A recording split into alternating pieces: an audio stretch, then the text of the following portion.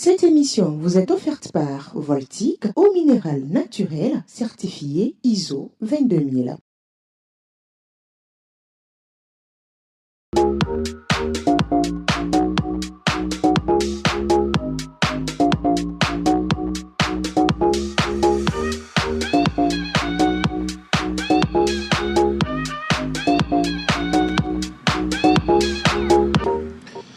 Merci de nous recevoir chez vous. Vous êtes sur Radio Djena et nous en profitons justement pour vous souhaiter une joyeuse fête de Noël. Noël en sport, on évoque justement les passations de charges au niveau du Comité national olympique du Togo avec les nouvelles spécificités.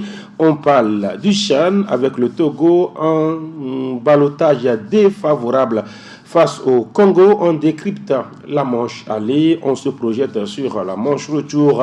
Nous analysons également les deux premières journées de la D1 nationale de football avec deux, sinon trois équipes en difficulté. Tambo en difficulté, là c'est Barracuda, mais aussi et surtout Gomido de Palimé.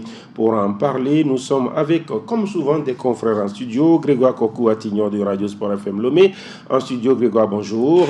Bonjour Latif, bonjour à tous ceux qui sont branchés sur Radio Djena et joyeux Noël à tous les fidèles branchés. Vous étiez à l'église? Non. Vous êtes, voilà.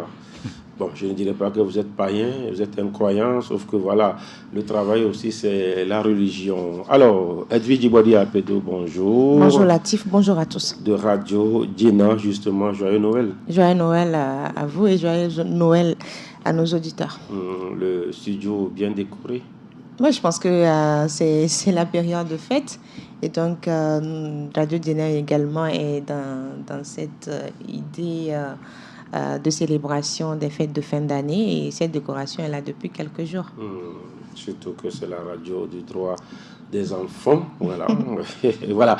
Alors, on va... Oui, c'est déjà la fin d'année. Hein. Quel événement marquant on peut peut-être...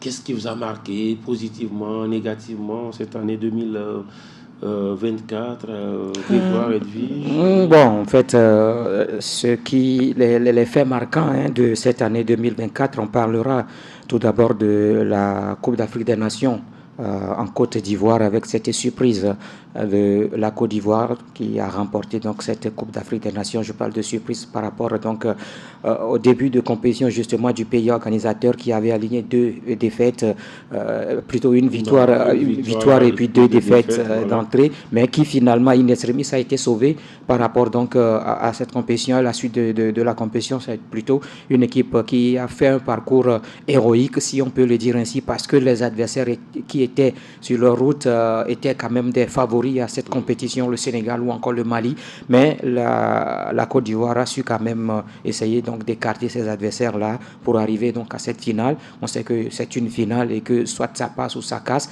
et c'est ce que les éléphants ont essayé de faire avec un entraîneur aussi qui n'était pas attendu donc à ce stade de la compétition. Je parle de Emers Faye, puisque en cours de compétition Gassé a démissionné et donc Emers Faye qui est son adjoint a continué le travail, mais c'est lui finalement qui va permettre à la Côte d'Ivoire de remporter cette troisième Coupe d'Afrique des Nations.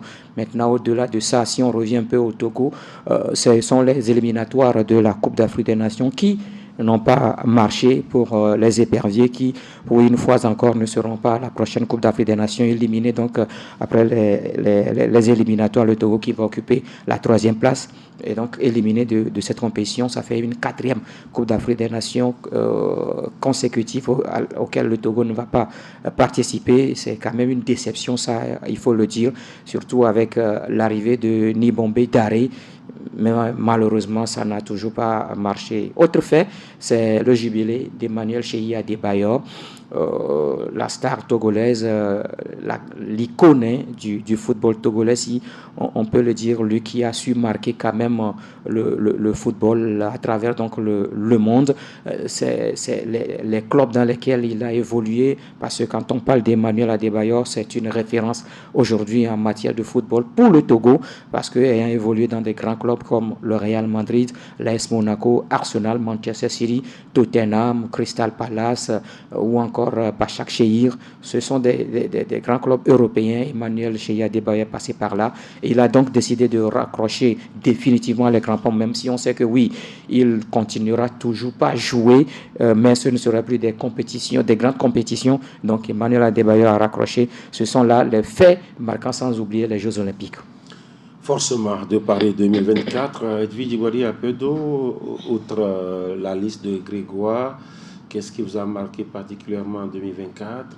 Au plan national, je parlerai des championnats régionaux ouest-africains de tennis de table où le Togo est parvenu à s'imposer devant le Nigeria parce que le Togo cherchait toujours cette place-là au niveau de la sous-région face au Nigeria. Donc l'équipe togolaise, il y a eu l'organisation d'abord de cette compétition. C'était une première au Togo ou bien pour le Togo. L'organisation de la compétition et puis le sac, la médaille d'or décrochée en équipe par l'équipe togolaise devant le Nigeria. Maintenant, quand on prend sur d'autres angles également, je pense qu'il y a la confirmation au poste de ministre des Sports de Dr Lily Bessikamo, parce qu'elle est arrivée en 2020 avec des innovations et puis elle a été confirmée à ce poste-là, puisque la 5e République est en marche, donc avec le gouvernement de transition. Maintenant, il y a également les régionaux d'athlétisme organisés par le Togo, avec plusieurs médailles remportées par le Togo. Il y a les récompenses reçues par certaines dames qui sont dans le sport, qui montrent que même en étant une femme, on peut être dans un monde dominé par des hommes et s'imposer. Je vais parler de ce titre donné à la présidente de la Fédération togolaise d'athlétisme, Falila Toudongo, qui a été d'ailleurs plébiscitée lors de l'élection au niveau de la fédération pour un deuxième mandat.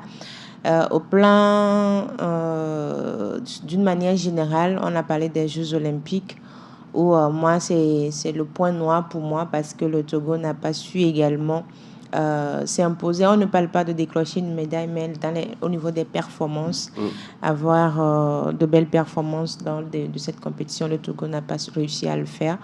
Donc, d'une manière générale, c'est ce que je dirais. Et il y a eu des pertes dans le sport togolais, des pertes immenses, des pertes énormes pour cette année 2024, à l'instar du président du disciple fédéral de football d'Aguenivé qui est parti très jeune. Et c'était un coup dur pour le monde du football togolais et du sport en général, parce qu'au-delà du fait qu'il est engagé dans le football, il a accompagné d'autres également dans d'autres disciplines.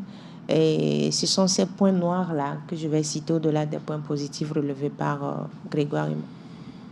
On ajoutera également le décès de l'ancien président de Simassi et de Kotoko de oui, voilà.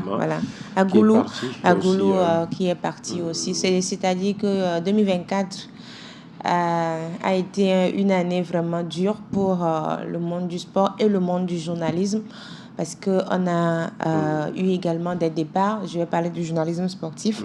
Il y a le confrère Milek Akbokou de Radio Lomé qui est décédé.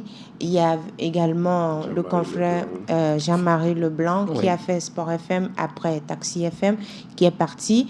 Il y a Charles Midi qu'on a connu au niveau de la TV2 et tout ça, et Télésport, qui est également parti. Il y a aussi Fidel Mawena. Fidel Mawena de Radio Lomé aussi qui est parti. Donc c'est une année vraiment difficile pour le monde du sport et le monde du journalisme sportif. Voilà, un peu, on aura l'occasion de revenir sur d'autres événements, toujours à l'écoute de Radio Djena, le Ciano Togo, avec justement des passations de charge après la réélection de Akbaki Delade, mais apparemment c'est une nouvelle configuration. On parlait de 13 membres dans le temps, aujourd'hui c'est une nouvelle configuration. Oui, tout à fait. Il y a de nouveaux tests qui ont été adopté par l'Assemblée générale extraordinaire du 24 juin 2022. C'était en 2022 que les nouveaux tests ont été adoptés. Et donc, dans ces tests, il y a eu la recomposition du comité exécutif du Comité national olympique du Togo. Maintenant, ce n'est plus... vous avez donné quoi le nom ? 13 membres, mais c'est 5. Oui, oui, ça fait 5 membres. Ça fait 5 membres élus, plus 2 membres qui sont envoyés par des commissions spécifiques. Donc, ça fait 7 en tout pour le comité exécutif. Mais quand on prend les membres élus, les 5 membres élus, on a un président et on a, je pense, 3 vice-présidents et puis un trésorier général. Donc, le poste de secrétaire général a été sauté. Et désormais, ce sera un secrétaire général qui est nommé par le comité exécutif selon les nouveaux statuts du CNO. Et au-delà de ces 5 membres élus dont je viens de citer, il doit y avoir un représentant des athlètes et un représentant de la commission des sports paralympiques. Voilà, ça fait une nouvelle configuration qui donne force au comité, c'est ça, Grégoire? Oui, qui donne force au comité. Je crois qu'avec un comité composé de plusieurs membres, de beaucoup de membres également, ce n'est pas véritablement... Bon, je me dis que si aujourd'hui l'Assemblée a décidé, ou bien le comité a décidé donc de réduire le nombre des membres du comité exécutif, c'est peut-être par rapport à quelque chose, mais aujourd'hui on comprend... On réduit les noms, mais on garde les vice-présidents. Oui, on garde... Ils sont vice-présidents pour qui? Parce que là, il n'y a plus assez de membres. Hein. Ils sont 3. Ils sont 3 vice-présidents. Ils sont 3 vice-présidents. Bon, dans l'ancienne configuration, c'est toujours 3. Maintenant, mais ils ont gardé... Il y avait 13 membres. Il y avait 13 membres avec des postes spécifiques. Ici, seulement, c'est 5 qui sont élus. Et maintenant, il y a d'autres qui vont quand même étoffer ce comité-là, mais qui seront donc des représentants des différentes commissions. Donc, je crois que, bon, en fait, peut-être c'est par rapport également au comité international olympique, peut-être à la configuration également du CIO ou encore de la CNOA. Peut-être c'est par rapport à cela que le comité national olympique du Togo a aussi décidé donc de revoir la composition donc de ce bureau. Maintenant, Edwige l'a dit, on voit qu'il n'y a plus de secrétaire général qui est élu, mais qui est nommé par le comité exécutif, comme un peu ce qui se fait au niveau donc de la FIFA ou encore au niveau des fédérations de football. Et Assenim, le président Assenim Kofi, a donc un nouveau boulot maintenant. Oui, il doit être salarié. Il est intérimaire, je crois. Oui, donc, il est intérimaire lors de la passation. Il est intérimaire à ce poste. Je ne sais pas si le comité va confirmer sa nomination parce qu'ils ne peuvent pas continuer avec un intérimaire jusqu'à la fin du mandat. Donc, il faut confirmer une personne à ce poste. Mais il a du boulot maintenant. Il est salarié et donc il a des obligations. Il a la retraite déjà?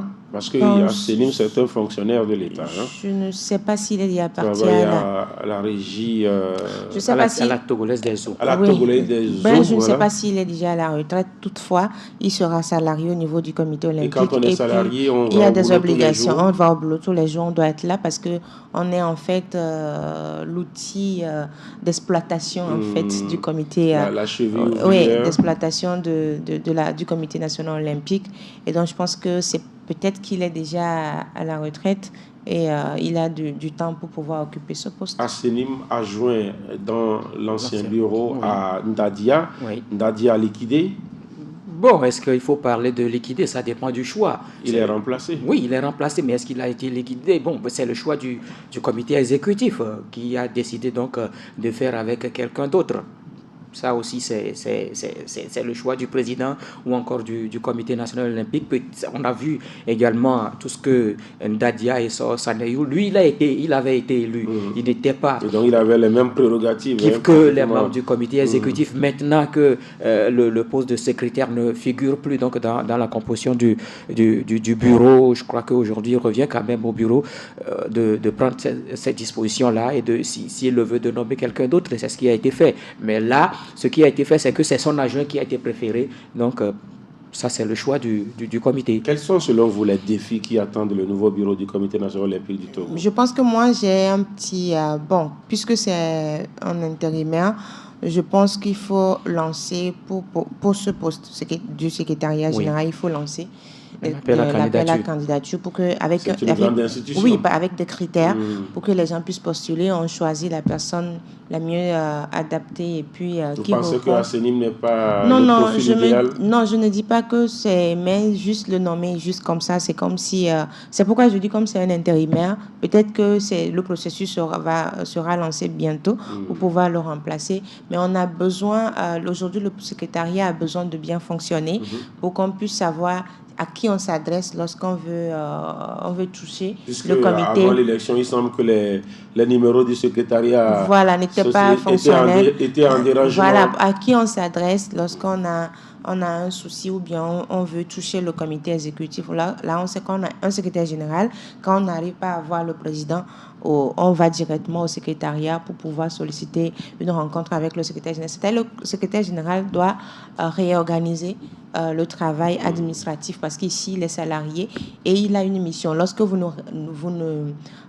n'arrivez pas à répondre à ces obligations, vous serez remplacé parce que vous êtes là. Ce n'est pas une élection. Je pense que c'est un bon système parce que vous n'êtes pas élu pour dire que je fasse bien ou pas. Je suis là jusqu'à 4 ans. Mais ici, c'est que c'est une nomination où vous êtes salarié, vous êtes payé, donc vous êtes obligé de faire ce qu'il faut. Les défis, selon vous? Au-delà de ça, les défis, moi, c'est la réorganisation des bourses de la solidarité olympique. Je pense qu'à un moment donné, il faut restructurer la manière dont on octroie les bourses de la solidarité olympique aux athlètes, faire de bons choix, c'est-à-dire aller vers les fédérations, puisque c'est la mère des fédérations, pour pouvoir voir quel est le travail qui se fait. Parce qu'il y a des jeunes athlètes qui sont détectés par les différentes fédérations, qui sont suivis. Peut-être que la liste que le comité a n'est pas la même liste qu'au niveau de ces fédérations. Il y a des jeunes pépites que le comité pourra accompagner parce qu'il faut viser Los Angeles. Et donc, pour viser Los Angeles, il faut dès maintenant commencer le travail et envoyer, s'il le faut, certains athlètes à l'extérieur avec des bourses. Akbaki est attendu sur d'autres chantiers? Bien sûr. Moi, le premier chantier sur lequel j'attends le président du CNO, c'est d'arriver à régler ce problème-là qui mine aujourd'hui ce comité national olympique. C'est lequel? Mais ça, ne nous voilons pas la face. On a la division qu'il y a eu avant les élections. Il faut essayer maintenant de rassembler tout le monde. Et dans ces interviews, il a évoqué cet aspect-là, où il faut essayer de rassembler tout le monde. Même que, oui, c'est vrai que je sais qu'il y a des soucis avec certaines fédérations. C'est lui aujourd'hui qui est le président du comité national olympique et son rôle, c'est d'appeler les autres et de discuter, voir ce qu'il y a comme problème, essayer de résoudre ce problème-là, faire qu'ensemble, parce qu'aujourd'hui, s'il est là, c'est pour toutes les fédérations. Ce n'est pas pour des fédérations sélectionnées. Non, c'est pour toutes ces fédérations-là qui sont olympiques et qui doivent participer aux activités donc, du comité national olympique ou encore du comité international olympique. Maintenant, l'autre défi, il y a les Jeux de la jeunesse qui arrivent très bientôt, je crois, à Dakar en 2026. Il va falloir que le Togo arrive à faire une très bonne participation, pas une figuration. Aujourd'hui, quand vous voyez un tout petit peu au niveau du Sénégal, vous allez voir qu'il y a des disciplines, il y a les fédérations qui sont à chaque fois, qui mènent des activités. Il y a des recyclages partout, que ce soit au niveau des encadreurs, au niveau des formateurs, même au niveau des athlètes, il y a des formations qui sont organisées. Mais aujourd'hui, au Togo, il n'y a pas ces activités-là. Donc, je crois que ça doit être également l'un des défis. Et Edwige l'a évoqué, les Jeux olympiques de Los Angeles, il va falloir véritablement préparer des athlètes qui sont capables d'aller faire quelque chose. Pas seulement d'aller chercher à remporter les médailles, mais de faire quand même une très bonne participation, de figurer aussi parmi les meilleurs. Que là, c'est ça qui va aussi motiver d'autres athlètes à se donner. Par rapport à ce qui s'est passé à Paris, où c'était un chaos total, je crois qu'il va falloir mieux réorganiser un tout petit peu la chose pour permettre au Togo de bien participer à ces compétitions. Les défis sont énormes, mais le CNO ne pourra pas les réussir seul. Le ministère doit apporter du sien.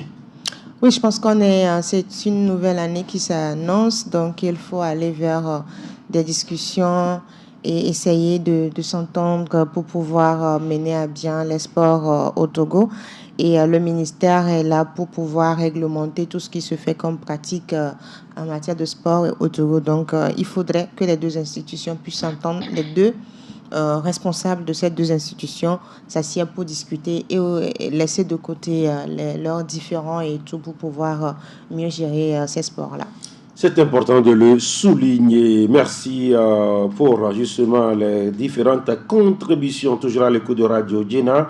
On fait place maintenant au championnat d'Afrique des Nations. Le Togo est à Bamako depuis ce mardi, Edwige. Oui, le Togo est arrivé à Bamako pour pouvoir affronter le Niger pour ce match retour du second tour. Un match retour qui vous ouvre les portes du CHAN 2025, le Togo n'a pas su s'imposer et prendre de l'avance à Lomé. Mais tout est encore ouvert à Bamako, surtout que le Niger ne reçoit pas à la maison, mais c'est sur un terrain neutre. Donc le Togo pourra mieux se sentir et se comporter à l'extérieur. Maintenant, il faut jouer avec toutes ses chances et réussir à concrétiser les occasions qu'il y a. Sur le match aller, il y a eu des faits de jeu, mais il y a eu aussi des occasions pour les Togolais qui n'ont pas réussi à les transformer, qui ont fait que les faits de jeu ont dominé ces occasions-là. Parce que si le Togo avait concrétisé les occasions qu'ils avaient eues, les Togolais avaient concrétisé ces occasions-là, on ne parlera pas de ces faits de jeu. Même si on va les ramener, ça ne serait pas dominant. Maintenant, c'est un partout.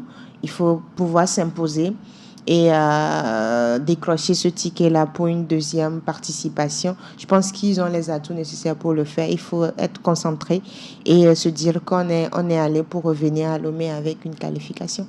Le match du Togo le dimanche dernier, Grégoire. Le match du Togo dimanche dernier face au Niger, moi je parlerai donc de 50-50 parce qu'on a vu également une très bonne équipe nigérienne, d'ailleurs qui était favorite avant même le match par rapport également au rang qu'occupe cette équipe et au nombre de participations également. Par rapport à son vécu. Et donc, mais le Togo a su quand même tenir dans ce match. C'est vrai que vous avez évoqué tout à l'heure l'effet de jeu, mais je dis qu'en dehors de cet effet de jeu, c'est qu'il faut être beaucoup plus réaliste dans le match. C'est ça qui permet à une équipe de gagner. C'est-à-dire qu'à la fin, on ne dira pas quelle équipe a plus dominé ou bien quelle équipe a eu plus d'occasions dans ce match, mais quelle équipe a marqué plus. Parce que vous marquez plus et donc c'est à vous la victoire. C'est donc ce qui doit se passer. Maintenant, ici, le Togo, les joueurs savent, ou bien doivent savoir qu'ils ne sont plus à domicile. Le public ne sera pas là pour les soutenir. Certes, il y aura un public, mais qui sera en faveur de l'adversaire, du Niger. Et donc, il va falloir jouer avec beaucoup de concentration. Ça doit être beaucoup plus dans la tête. Et c'est là où l'entraîneur doit beaucoup plus intervenir. C'est vrai qu'il y a l'aspect technique à évoquer, mais ça doit être beaucoup plus psychologique pour permettre à cette équipe-là de réaliser quelque chose, de réaliser ce qui s'est passé il y a de cela 4 ou 5 ans au Nigeria, à Agege. Je crois que ça a été, oui, c'était en 2019, ça a été beaucoup plus joué dans la tête, avec un entraîneur qui savait que ça n'allait pas être facile face au Nigeria, surtout que c'est le match retour, mais l'équipe togolaise a su tenir, même si elle a encaissé 2 buts, elle a su quand même tenir parce qu'il y a eu beaucoup d'occasions plutôt nigériennes dans ce match, surtout avec un arbitrage qui était à la faveur donc du Nigeria. Mais cette équipe-là, psychologiquement, a tenu et a arraché cette qualification-là. Je crois que c'est l'occasion, c'est également la même occasion qui se présente ici. Seulement que ça va être beaucoup plus compliqué, très compliqué pour le Togo dans la mesure où on sait ce qui s'est déjà passé il y a de cela 2 ans à Cotonou. C'était également sur terrain neutre, mais le Niger a été beaucoup plus, s'est senti beaucoup plus à l'aise, pensant même qu'il évoluait à Niamey. Et donc, surtout que Bamako n'est pas aussi loin de Niamey, donc le Niger va se dire qu'il joue à la maison. Et donc, il va falloir que les Togolais soient beaucoup plus forts dans la tête, soient beaucoup plus réalistes sur le terrain, arriver à marquer beaucoup plus de buts. Quand on prend la défense togolaise, au match aller, c'était une défense qui s'est bien comportée. Ça, il faut le dire. Oui, l'équipe a encaissé, mais sur une action standard, sur un coup franc. C'est sur cette action-là, parce que dans le jeu, l'équipe togolaise, la défense n'a pas encaissé. Maintenant, le problème est que ce n'est pas la même charnière qui sera reconduite. On va justement parler de cette charnière-là qui sera donc reconsidérée par Koubadia Touré Kader. Lorsqu'on parle justement de Niger-Togo ou de Togo-Niger, on a toujours en idée ce match d'il y a 2 ans. À l'époque, le Togo avait aussi rendu une copie parfaite, mais sauf que ça n'a pas marché. Le fait juste que ce soit le Niger qui organise ce match, qu'il soit au Pakistan ou en Inde... C'est le Niger qui organise. Que ce soit le Niger qui organise, psychologiquement, ils sont devant. Ils sont devant parce que c'est le Niger qui reçoit. Et le Niger avait reçu le Togo au Bénin. Et le Niger a éliminé le Togo, malgré la belle performance des éperviers locaux. Maintenant, le Niger est à l'extérieur et en même temps à domicile. Oui. Parce que oui, on parle du Mali, connu par le Niger. Et donc, le Niger, depuis les éliminatoires, est habitué à jouer à l'extérieur parce qu'ils n'ont pas de terrain homologué.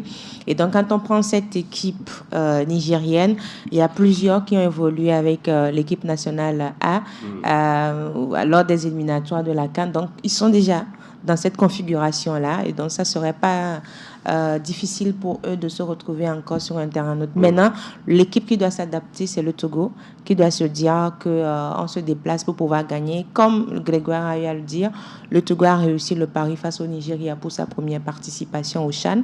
Et je pense que ça peut se répéter. Et s'il y a une belle concentration, du réalisme également devant les buts, parce que quand vous avez, dès que le coup de sifflet est donné, et que vous avez une première occasion pour marquer un but, vous plantez le but. Si vous ne plantez pas le but à la fin du match, vous allez regretter l'occasion que vous avez ratée. Alors, quand on a en idée justement ce match nul face au Bénin, au Félicia, oui. Quand on a en idée ce match gagné par la SCK face à la SFAN, est-ce qu'il y a des raisons d'y croire? Il y a des raisons d'y croire parce qu'il y a des joueurs de la SCK qui sont dans cette équipe. Malheureusement, Sama ne sera pas là parce que pour cumul de cartons, il est suspendu. Mais il y a certains joueurs également qui ont déjà joué, certains de cette équipe locale du Niger. Donc, il y a cet avantage également psychologique, comme quoi le Togo à l'extérieur se comporte mieux qu'à la maison. Donc, je pense qu'ils peuvent surfer sur cette psychologie pour se dire, on était en Côte d'Ivoire face au Niger. Face au Bénin, mais on a réussi à se qualifier. Maintenant, la SCK également était à l'extérieur et la SCK a réussi à s'imposer. Maintenant, pourquoi pas nous? Donc, on va rééditer cet exploit-là. C'est important de le souligner. Alors, vous parlez de cette équipe décimée. Amekouji n'a pas joué parce que, retenu par une blessure. Oui. Et là, c'est une charnière qui tombe. Et ça sera compliqué. C'est très compliqué. Très compliqué. Je crois que c'est là où Kader Koubaja aura beaucoup plus de problèmes, beaucoup plus de difficultés à recomposer son équipe type pour ce match-là. Oui, nous voyons sur le banc des joueurs comme Madjeje Djalilou, comme Benjamin Olete, qui peuvent... c'est d'ailleurs les deux qui vont... C'est les deux candidats pour l'instant. Pour l'instant. Maintenant...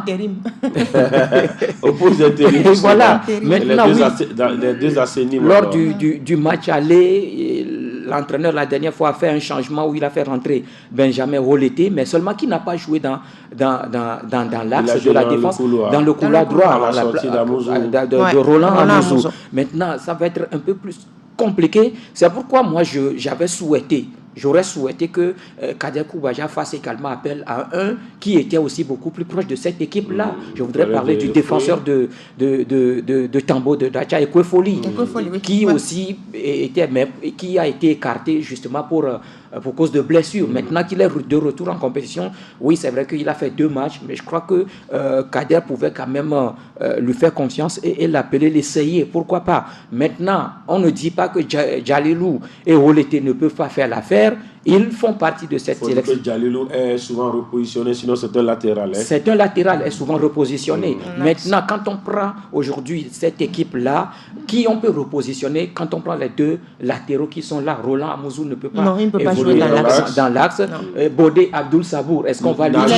Il n'a jamais évolué dans l'axe. Bodé, soit il est devant la défense ou il est dans son couloir. Il est dans son couloir. Maintenant, est-ce que Kader va essayer de changer quelque chose? Je crois que non. Ce que Kader va faire, c'est Djalilou et Olete qui vont former la paire donc, dans l'axe de cette défense. Et si jamais quelqu'un d'entre eux se blesse en milieu de match, il faut transformer un milieu défensif. Il renvoie à Balo Deni en défenseur. Non, il y a Tchadénou Farid qui peut aussi faire l'affaire. Il faut ramener un milieu défensif. Il est milieu défensif. En défense centrale. Il avait déjà joué avec Casco, je crois, quand Casco avait opté pour 3 défenseurs. Oui, mais moi justement avec Kadjessi, Tchadenou et puis Madjedje. Avec l'actuel entraîneur d'Asco de Kara. De l'ASK. Non, de l'Asco de je parle d'Asco de Kara. Amani Yao. En début de saison, vous allez voir que c'était 3 défenseurs. Oui, il jouait à 3.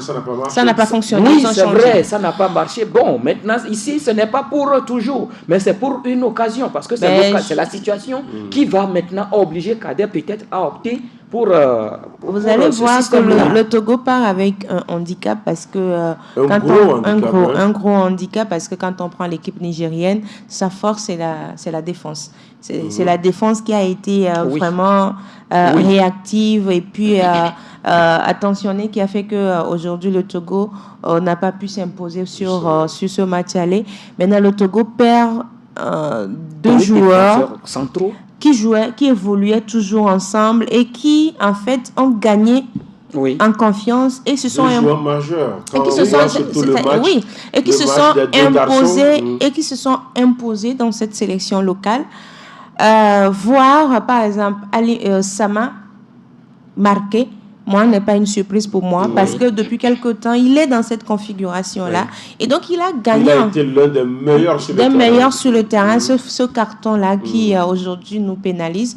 Maintenant, ce serait difficile que vous portiez cette responsabilité avec les 2 départs. Mais je pense que l'entraîneur va devoir mieux discuter, mieux parler avec ces joueurs qui vont remplacer les 2 pour leur dire, c'est votre moment, en fait. Parfois, on se dit, on a déjà un duo qui marche, on a une bonne police, mais maintenant, c'est à vous de prouver que vous êtes également au niveau de la gendarmerie, que vous pouvez gérer. Vous êtes des soldats. Et donc, je pense que maintenant, sur la question du fait s'il y a blessure, malheureusement, Kader n'a pas voulu apporter une nouvelle personne au sein de cette équipe. Donc, on écarte cette option-là. Maintenant, il va devoir faire avec un milieu défensif qui doit suppléer lorsqu'il y a un problème. Oui, ce que je voudrais aussi dire, Kader peut aussi opter pour le 3-5-2. C'est-à-dire on joue à 3 défenseurs. Et là, soit Djalilou va jouer avec Olete, mais Djalilou sera beaucoup plus sûr. Et qui sera la 3e personne? La 3e personne peut être Roland Mouzou. Roland est un piston. Oui, tout comme Bodé. Mais quand vous parlez d'une défense à 3, c'est encore plus compliqué. Ne mettez pas le piston dans cette défense à 3. Et donc là, je préférerais que Bodé joue. Beaucoup. Vous l'avez une fois joué en défense. Ça avec Paix à son âme, à Yvier et Kouevi. Il a été toujours piston. Ça serait difficile. Djadjaï à droite. Bodé à gauche, il a été toujours piston, mais jamais dans une défense à 3. À 3. Donc, l'équation est compliquée et complexe, mais je pense qu'ils vont trouver la solution pour pouvoir faire face au Niger. Bon, oui, ils vont jouer en piston, mais si on veut jouer en 3-5-2, ils vont toujours rester dans leur rôle de piston. Et Roland Mouzou et Bodé vont rester. Maintenant, c'est là où... Maintenant, recomposer les 3. Oui, c'est là où je parle de Tchadenou Farid. Tchadenou, Madjedje et puis Olete. Les 3 en défense, mais là, les 2 latéraux rejoignent les milieux de terrain. Condamné donc à jouer 90 minutes.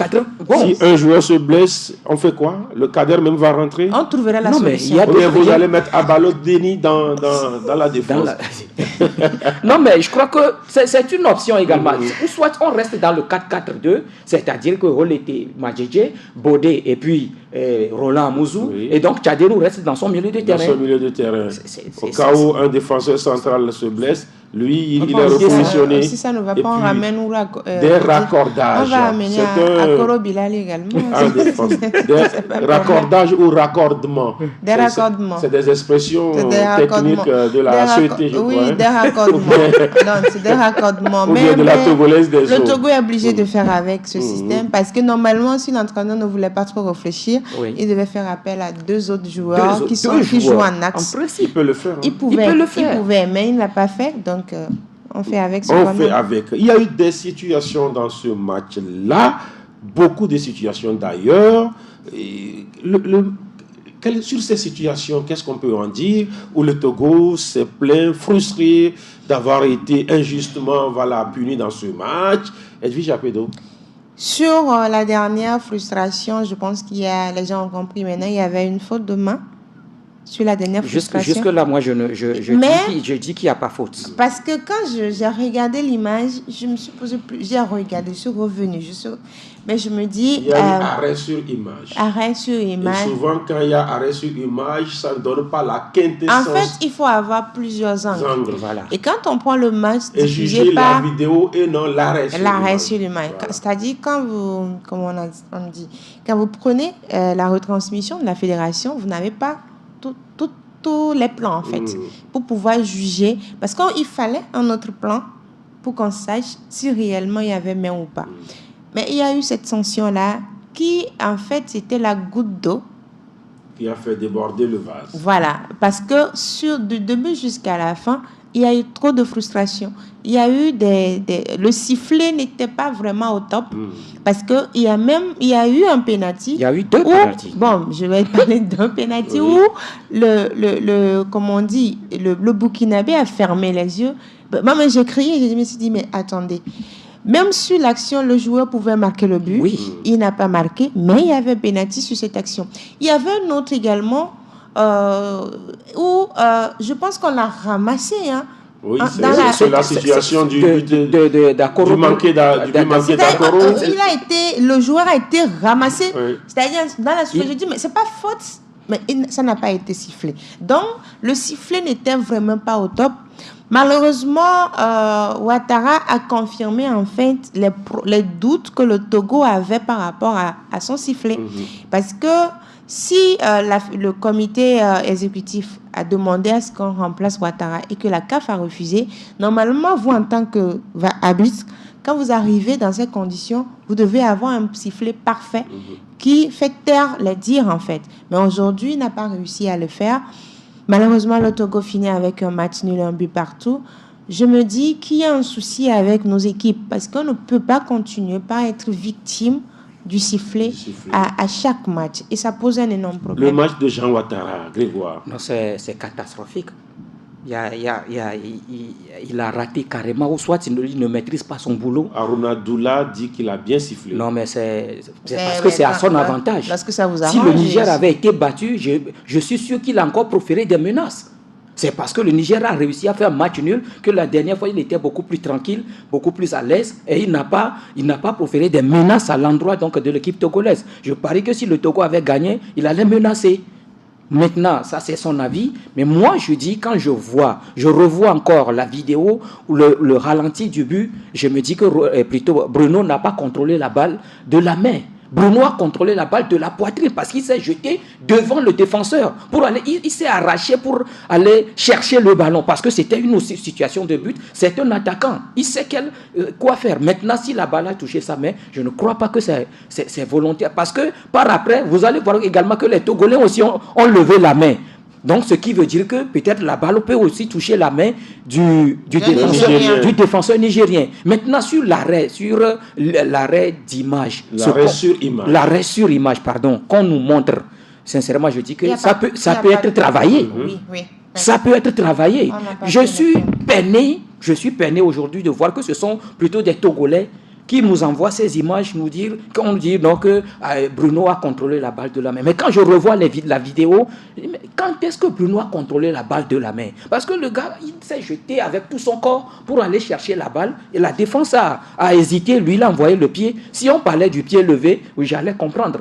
Mais il a levé son pied pour aller chercher la balle, il a marqué. Mais c'était sans compter également avec l'assistant parce que l'arbitre, lui, mais c'est là aussi, je n'ai pas compris la décision. Comment vous l'arbitre qui était beaucoup plus proche. Il a déjà confirmé, parce que j'ai vu, il a fait la main. Il a fait la main. L'arbitre a montré le centre.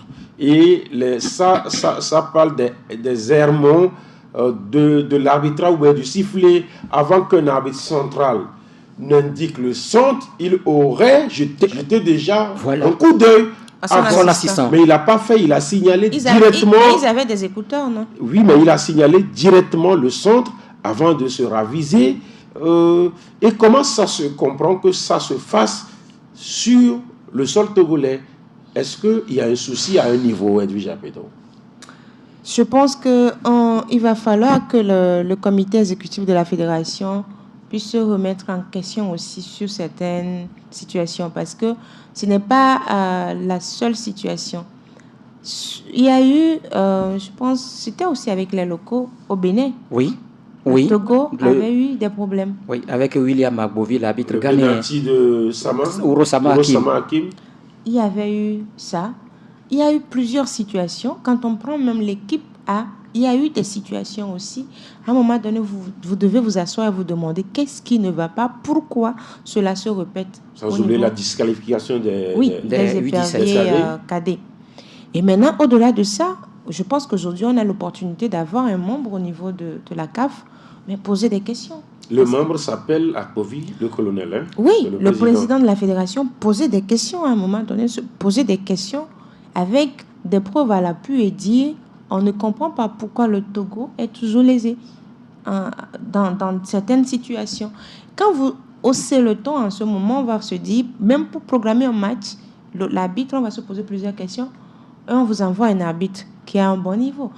L'Algérie a eu à le faire. Hein. Oui. Et l'Algérie, aujourd'hui, est respectée. Le Togo l'a fait, mais la CAF a dit non, que les raisons... Le Togo l'a fait a comment? juste demandé qu'on révoque l'arbitre. Et la CAF dit que les raisons ne sont pas assez conséquentes. Moi, je parle des faits qui ont commencé depuis quelque temps. Je ne parle pas juste des éperviers locaux. Et donc, vous, en tant que membre de cette confédération et membre même du comité, je pense qu'à un moment donné, il faut taper. Les Algériens, sur quel match vous avez déjà vu, on a programmé les officiels sans officier sécurité pour les matchs de l'Algérie. Partout, il y a toujours. Allez vérifier. Donc, ça veut dire qu'à un moment donné, il faut que le Togo même se fasse respecter. Vous voyez le Togo à la hauteur de l'Algérie? Non, le Togo doit se faire respecter. On ne peut pas continuer pas à dire le Togo, c'est le Togo. Hein. Nous aussi, on fait le foot. La CAF dit que les arguments ne pèsent pas. Oui, je suis d'accord. Oui. Latif, ce que moi je voudrais dire, ce n'est pas la première fois que le Togo recuse un arbitre. Moi, je me rappelle, au temps de général Seyi Memen, le Togo avait recusé un arbitre. Et l'arbitre devait venir officier un match. L'arbitre avait déjà fait un match entre le Togo et une équipe où il y avait une situation. Et quand on l'a désigné, c'est maintenant à l'époque avait refusé. Et on l'a changé. À la dernière minute, on l'a changé. Je crois également au temps d'Amélie, on avait recusé un arbitre et on l'a changé. Maintenant, pourquoi la CAF refuse cette fois-ci cette demande, cette doléance de la Fédération togolaise de football? Écoutez, quand on prend le premier match il y a 2 ans à Cotonou, qu'est-ce que le Togo a fait? Est-ce que le Togo s'est plaint auprès de la Confédération africaine de football après le match? Par rapport à la prestation de Jean Ouattara. Est-ce que le Togo s'est plaint? C'est par là que ça devait commencer. Si à l'époque, le Togo s'est plaint, a écrit à la CAF avec les preuves à l'appui. Aujourd'hui, quand la CAF avait fait cette désignation et que le Togo recuse l'arbitre, la CAF devait céder.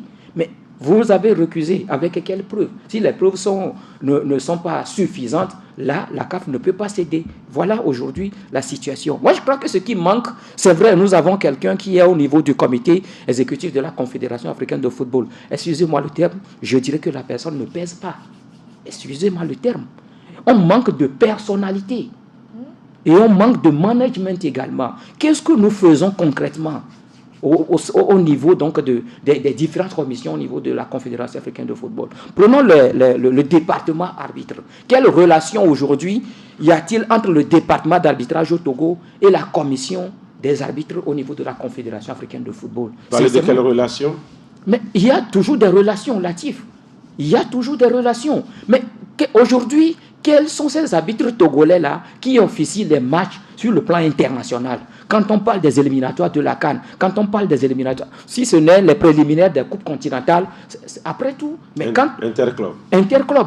Mais quand il s'agit des phases finales ou bien des phases de groupe des coupes continentales, est-ce que vous voyez les Togolais? Parce que là, on choisit qui? On choisit ceux qui sont au-dessus. Mais jusque-là, combien d'arbitres togolais figurent dans l'élite de la commission Actuellement, on a 0 arbitre à l'exception de l'arbitre dame. C'est pourquoi je parle. C'est pourquoi je parle. Donc il faut envoyer Vicessia au département, c'est ça? Je n'ai pas dit ça. Je n'ai pas dit. Non, mais Vicessia est toujours en activité. On ne peut pas laisser son boulot pour venir prendre le département. Et aujourd'hui, ce n'est pas parce que Vicessia a un niveau élevé que immédiatement, quand elle finit, on doit la nommer chef de département d'arbitrage. Non. C'est pourquoi je parle du poids. de ce département-là. Ça, il faut avoir le courage de le dire. Nous avons quand même des anciens arbitres qui ont été quand même au niveau. Mais écoutez, c'est aujourd'hui qu'on est en train de lancer cet appel à candidature. Où est-ce qu'on était avant, quand Mme Adabla partait? Est-ce qu'on ne pouvait pas lancer cet appel à candidature pour quand même permettre à ce département-là d'avoir de la personnalité? Je pèse encore le mot. Je parle toujours de la personnalité. Qu'est-ce que vous insinuez? En fait, ne pèse pas, c'est ça? Non, ce que vous voulez dire? En fait, vous savez, aujourd'hui, on est dans un monde de business, de lobbying. Et si on ne... Et de capacité. Et de capacité. Quand on dit lobbying, il faut avoir des capacités pour pouvoir faire le lobbying, en fait. Si vous n'avez pas des capacités pour faire le lobbying et pouvoir positionner des personnes capables, vous ne pouvez pas réussir, vous serez toujours discriminé. Je suis désolée. On est dans un monde de puissance, de force et de lien. Et il faut qu'à un moment donné que les Togolais adoptent cette posture-là. Si on prend le plan diplomatie, plan politique, relations internationales du Togo, vous voyez ce que le Togo fait aujourd'hui? Quand on veut parler de la sous-région, on ne peut pas commencer des négociations sans le Togo. Je veux parler de politique. Je veux parler des relations internationales. Donc le Togo est bien positionné politiquement. Je veux parler des relations internationales. Ça veut dire qu'à un moment donné, les dirigeants se sont dit, si vous voulez avoir, c'est-à-dire une voix, et pouvoir vous imposer, et parfois imposer même le respect, il faut certaines choses. Il faut revoir le lobbying. Le Maroc aujourd'hui, si on veut parler du Maroc, c'est un gros lobbying que le roi a eu à faire. Et aujourd'hui, dans tous les secteurs pratiquement, ils sont dominants. Le Maroc est pratiquement la capitale d'Afrique. Ils sont dominants. C'est pourquoi je dis dans tous les secteurs, ils sont dominants. Maintenant, mais nous aussi, au niveau du football, on peut apprendre ce lobbying-là, se donner des forces et des capacités pour pouvoir... ce n'est pas qu'on a les forces, on ne peut pas avoir toutes les forces. Mais à un moment donné, quand on ouvre la bouche, on dira, mais quand CIMMN était au niveau de la CAF, je ne me souviens pas qu'on va nous tricher. Hein. Bon, on nous a sanctionnés, hein, il était on là. nous a sanctionnés. Oui. Mais sur certains matchs, des matchs clés, soit on vous a battu correctement. Mais, vous avez parlé d'Améi tout à l'heure, le lobbying. L'honorable Gabriel Améi. Quelle est l'approche? C'est sa force, en fait. C'est ça. Quelle est l'approche? Spéciale. Quand on dit lobbying, il y a l'approche. Oui. Et à un moment donné, il faut positionner. Le Togolais ne s'aime pas. Vous avez parlé de Mme Matabra. Quand elle était là, qu'est-ce qu'elle a fait? Rien. Je parle du continent. Qu'est-ce qu'elle a fait? Plutôt, elle casse. Je suis désolée, elle peut m'écouter. Elle a cassé. Si elle veut se remettre en cause, elle va se remettre en cause. Elle a cassé des arbitres au plan continental. Elle a cassé qui? Je ne veux pas donner de nom. Mais ce que je veux dire, c'est que quand vous êtes à un poste donné, essayez de positionner ceux qui sont bons. Parce que quand on dit c'est qui lui, on dira c'est lui qui l'a proposé, c'est un Togolais. C'est ce que d'autres nationalités ont compris. Et quand vous voyez dans certaines institutions ou bien dans certains systèmes, plusieurs personnes d'une même nationalité, c'est ça on appelle la force. Aujourd'hui, on a combien de personnes au niveau de la CAF? Bien sûr. Des commissions, on a combien de personnes? Donc vous avez votre président de fédération. Non, je dis, on a combien de personnes au niveau des commissions? Quand on prend la commission des arbitres au niveau de la Confédération africaine de football, qui est le président? C'est l'Ivoirien Noumandier, Désiré. Il est de la même promotion que Tchaoupé. Désiré Noumandier est de la même promotion que Tchaoupé. Ils se connaissent. Ils se connaissent. C'est-à-dire qu'ils ont fait la marche ensemble. Aujourd'hui, Tchaoupé est qui à la fédération? Rien, zéro. Il est à la maison. À la fédération. Écoutez, c'est de ça que nous parlons. Il a été entre-temps nommé. Mais est-ce que vous l'avez une fois vu dans son bureau à la Fédération togolaise de football? Il n'y a plus de bureau à la Fédération togolaise de football. Voilà, le Togo s'apprête à jouer son match retour dans une position défavorable puisque justement le MENA a tenu en échec le Togo à Lomé, un but partout et le but à l'extérieur est toujours valable au niveau de la Confédération africaine de football. Ça suppose qu'au coup d'envoi, c'est le MENA qui est qualifié. Toujours à l'écoute de Radio Djinan, nous évoquons la D1 qui sera de retour ce week-end avec 2 premières journées compliquées pour certaines équipes. Gomido, Tambo, AC Barracuda, qu'est-ce qui se passe? Je pense que c'est un début compliqué pour... quand on prend la SOTR, il y a eu des changements à la dernière minute. l'entraîneur qui est parti à la SCK. Je pense que la SOTA aussi n'a pas su faire le lobbying. Des joueurs aussi sont partis. Le lobbying nécessaire pour que l'entraîneur reste. Des joueurs qui sont partis. La SOTA qui maintenant s'ouvre vers de jeunes joueurs. Oui. Mais avec ce partenariat avec Swallows, mais pour un championnat D1, pour un début, ça sera vraiment complexe parce que il va falloir s'adapter. L'entraîneur aussi doit asseoir son système, sa philosophie de jeu doit être comprise par les joueurs. Donc c'est tout un mélange qu'il y a au niveau de la SOTR. Mais je crois que rapidement, 2 défaites déjà. Et les préoccupations, les questions, les interrogations ont commencé. Il faut rapidement trouver la solution pour pouvoir revenir. L'AC Barracuda, c'est la surprise parce que je pense qu'ils n'ont pas eu trop de bousculades. Justement. Il n'y a pas eu trop de changements au niveau de l'AC Barracuda. C'est ce qui fait que je me demande pourquoi... il y a un staff qui est venu, un nouveau staff. Oui, mais comment on dit, Wadjalantam, il était là, il a été enrôlé depuis. Il a commencé le travail depuis. Voilà pourquoi je dis qu'il n'y a pas eu trop de bousculades ou bien de changements au niveau de l'AC Barracuda parce qu'il n'est pas arrivé. Et à une semaine, le championnat a commencé. Il avait commencé depuis. Probablement qu'il n'a pas encore trouvé la formule pour pouvoir asseoir son système pour qu'il revienne avec ce club. Mais il trouvera parce qu'il a commencé le travail depuis. Mais il a dit quelque chose de lourd. Il dit qu'il n'a jamais de sa carrière, il n'a jamais perdu un match d'ouverture et qu'il n'a jamais aussi aligné de défaites. C'est vrai aussi quand il a commencé, il ne l'a pas fait. Ben donc, ça veut dire qu'il va se remettre en cause. Parfois, ça aussi rentre dans son palmarès. Ça doit commencer un jour. Et parfois, ça vous remet en cause. Hein. Vous dites, mais qu'est-ce qui n'a pas fonctionné? Parce que je n'ai jamais eu ça, je n'ai jamais eu ceci. Sinon, Pep Guardiola aussi n'a jamais aligné. Mais maintenant, il s'est griffé, non? Il s'est griffé, je crois. 12 matchs, parce qu'il n'a pas compris. Maintenant, quand on prend les Showboys, le staff n'a pas changé, mais quelques joueurs sont partis. Beaucoup, pas quelques. Je ne voulais pas utiliser ce mot. Ben, c'est une nouveauté. C'est-à-dire il y a 2 nouveaux joueurs qui sont là, que Kabalo de cette doit remodeler maintenant pour qu'on retrouve les Showboys. C'est la première journée. Tambo également. Tambo, le retour de Jolie Agbessi. Quand on revient, où il y a des joueurs qui sont partis, où Tambo a décidé de faire avec certains joueurs locaux. Si je dis locaux, vous devez comprendre, c'est-à-dire de la zone. Est-ce que ces joueurs sont aptes à jouer la D1? C'est la question aussi qu'on doit se poser. Donc, ces clubs sont dans des interrogations et je pense qu'ils doivent vite réfléchir parce que c'est quelques journées qu'on a. On a juste quelques journées. Il semble qu'au Togo, il n'y a pas de président patient. C'est pas faux. Voilà. 2, 3, 4 défaites, c'est synonyme de renvoi. 3 défaites même. Après 3 défaites, vous êtes l'entraîneur est déjà sûr qu'il ne va plus continuer, même si à la prochaine journée il gagne. C'est que sa démission. Le président commence déjà. Son licenciement est déjà signé et le président négocie plutôt avec quelqu'un d'autre déjà. Maintenant, est-ce qu'on va assister à la même chose cette année? Parce que je me dis qu'il y a certains clubs qui peuvent aligner une 3e défaite de suite. Attention, parce que Tambo, ce week-end, reçoit l'entente de Dolomé, qui a quand même bien commencé. C'est une coupeuse de tête, l'entente qui a bien commencé sa saison. Ce n'est pour rien qu'on est allé faire un stage en Côte d'Ivoire. On a les moyens, on s'est déplacé. Ils sont allés à Ebimpe, aller chercher des... Je ne sais pas. Non, mais pour le moment, il n'y a pas d'Ivoirien.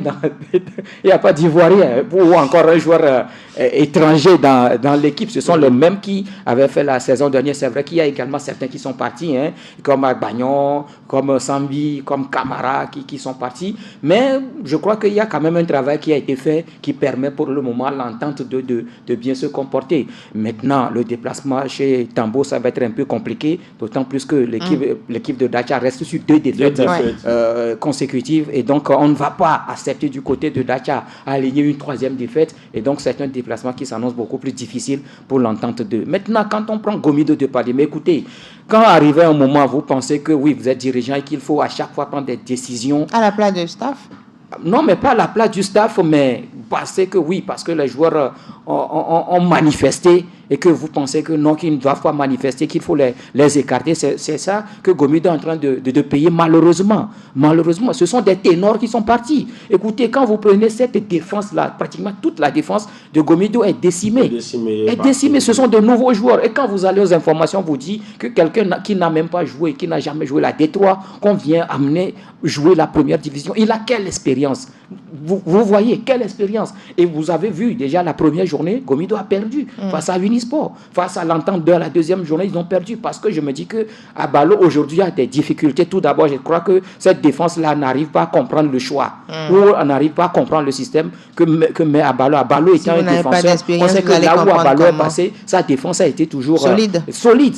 Que ce soit à Kara ou même la première saison avec Gomido de Palimé, qu'aujourd'hui, Gomido encaisse 3 buts sans marquer, et que même derrière, il y a un gardien qui fait également les merveilles, parce que si ce n'est pas Moro Youssouf, Gomido allait ramasser donc des scores lourds. Aujourd'hui, donc, je me dis que c'est ça qui fait que Gomido a des difficultés. Il va falloir qu'on revoie un tout petit peu les choses. Malheureusement, le temps d'enregistrement est en train donc de finir. Ils n'auront plus. Est-ce qu'ils vont aller chercher les joueurs où? Parce que d'autres clubs ont déjà pris le Ghana. Le Ghana, s'ils peuvent aller chercher des joueurs au Ghana. Maintenant, oui, du côté de Barracuda, je me dis que soit les joueurs ne comprennent pas le système de Wadja. Et pourtant, il y a quand même un bel effectif pour cette équipe. Oui, parce que c'est pratiquement l'effectif de la saison dernière. Donc, c'est peut-être ils ont le temps de se refaire parce que la troisième journée, ils seront au repos. Parce que ils ont le temps. Ce sera la SK. Oui. Où les joueurs sont... Voilà, ils auront le temps quand même de se refaire. Je pense qu'ils vont peut-être jouer un match amical pour peut-être repositionner les choses. C'est le système probablement qui n'est pas... Oui, je me dis que les joueurs ne sont pas partis à assimiler pour le moment ce que Wadja... Vous savez, son système, ce n'est pas en français que ça s'explique. Parce que là, je me dis... vous voyez, c'est pratiquement tout le staff. C'est seulement les médecins ou encore l'intendant qui n'est pas changé. C'est tout le staff qui est parti. Parce que Wadja est venu avec Wakil.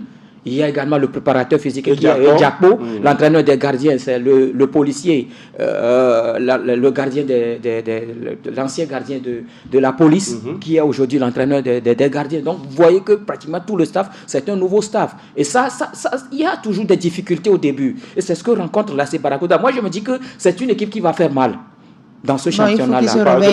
L'AC Barracuda, c'est une équipe qui va faire mal. Quand ça va commencer par prendre... Là, vous allez voir. L'étoile filante freinée? Pas freinée, c'est ça en fait. C'est ça? Oui, c'est ça. Un partout face à Espoir. C'est un retour en D1 avec une belle victoire face à Tambo. Maintenant, Espoir, c'est Espoir, parce que Espoir aussi ne va pas se laisser... Espoir aussi a renforcé son équipe. Oui, battre par l'étoile filante. Et donc, match nul, je pense que 4 points en 2 matchs pour un promu, c'est bon. C'est bon. Aknour attend, lui, son deuxième match face à la SK. 0 match encaissé, 0 but encaissé, autant pour moi, 0 but marqué. Le directeur sportif William Warner s'est félicité de ce point de nul, mais dit que c'est souvent rare de voir Aknour jouer sans marquer. Eh bien, c'est la D1. C'est la D1. Parce que c'est l'élite. Ah oui, c'est l'élite. On va en rester là. Qu'est-ce qu'on veut se souhaiter là pour cette nouvelle année, Grégoire? Les vœux pour la nouvelle année, le développement du sport togolais. Le développement, quand on prenne l'exemple sur les autres pays, nos voisins de l'Est, ils sont en train de partir, il va falloir les rattraper. Vous parlez du Bénin? Oui. Voisins de l'Est, je crois que vous parlez de l'URSS ou bien de la Russie. Non, nous sommes en Afrique de l'Ouest. D'accord. Edwige, vos souhaits pour 2025? Bon, que les subventions des sports augmentent et que quand ce sera en 2026, parce que le budget 2025 est déjà voté. Ça peut augmenter si le Togo décide d'inviter les entreprises. Si le Togo décide d'inviter au cours de l'année, on décide donc d'offrir une prime spéciale. Non, pas de prime spéciale. Ne pensez pas à ça. En fait, donc, le Togo peut décider d'amener les entreprises à accompagner les sports togolais. Donc, les subventions peuvent changer. Et donc, je souhaite que les subventions changent, augmentent au niveau des sports togolais et surtout qu'on regarde les sports qui rapportent beaucoup plus de résultats positifs. C'est important. Ouais. C'est important. Alors, votre émission, Dina Sport, vous souhaite une fois encore joyeuse fête de Noël et surtout bonne et heureuse année. On est ensemble, Inch'Allah, pour justement l'année 2025 avec d'autres innovations, avec justement des sujets passionnants. Merci à vous, Edwige Djibodi Apedo. Merci également à Grégoire Kokou, à Tignon, je suis Latif Rouma. Bye bye. C'était Dina Sport avec Voltique, eau minérale naturelle certifiée ISO 22000.